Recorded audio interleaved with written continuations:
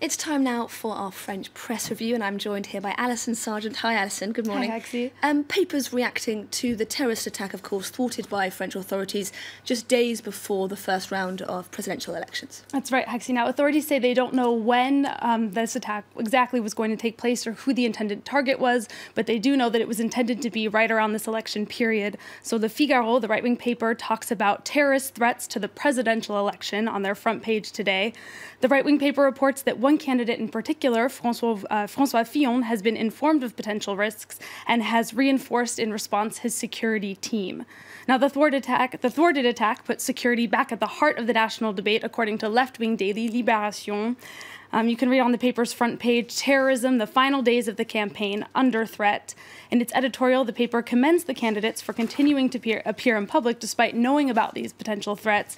And they also warn against taking anti-terrorism measures that would limit public freedoms, as Marine Le Pen has said that she might. Now, Libération says democracy is not a handicap in the fight against terrorism. It's actually quite the opposite.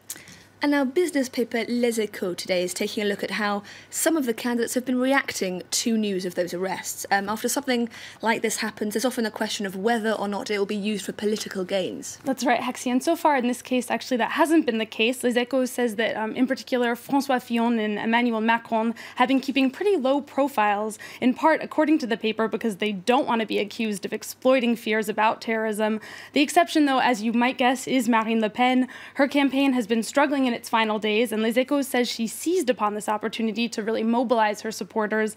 She said the past two presidencies of Hollande and Sarkozy have been completely soft on terrorism, and she said that if she's in charge, France will not see another Bataclan or another Mohamed Merah, which is a reference to the man who killed children at a Jewish school in Toulouse. Quite bold claims. So as the arrests were taking place, François Fillon, the Conservative presidential candidate, was responding to questions from readers of Le Parisien, aujourd'hui en France. That's right. He was actually in the offices of Le Parisien, aujourd'hui en France, when he heard about this news yesterday. And you can see his response on their front page. He says he wants to fight against fundamentalism with the help of Muslims. Now, in this interview with Le Parisien, he also joked about some of the accusations that have been made against him. He said, "Journalists come poking around the house to see if I have a Ferrari hidden in my attic somewhere."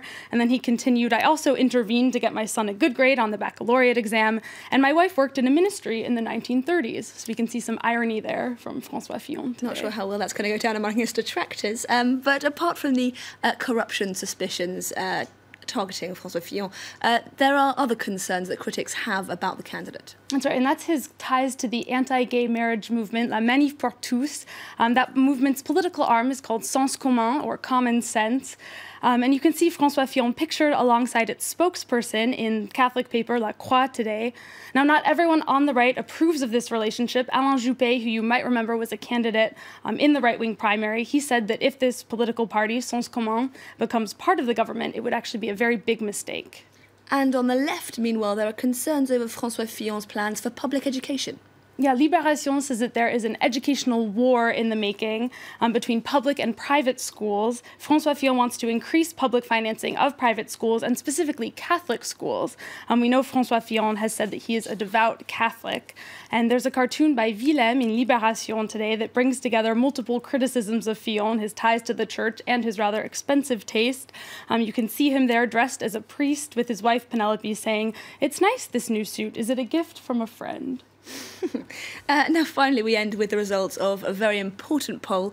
It's found a link between two of society's greatest divisions. Tell us more. Right. This poll was conducted by Slate, and they found that cat lovers tend to be more left-leaning and dog lovers tend to be more right-leaning. Now, I don't know about you, that does not ring true for me at all. But according to Slate, it is the essential poll to understand the social divides in the presidential election. And next time they plan to look at vegetarianism. Well, I'm sure we'll all be looking out for that one. Alison Sargent, thank you very much for the French paper review.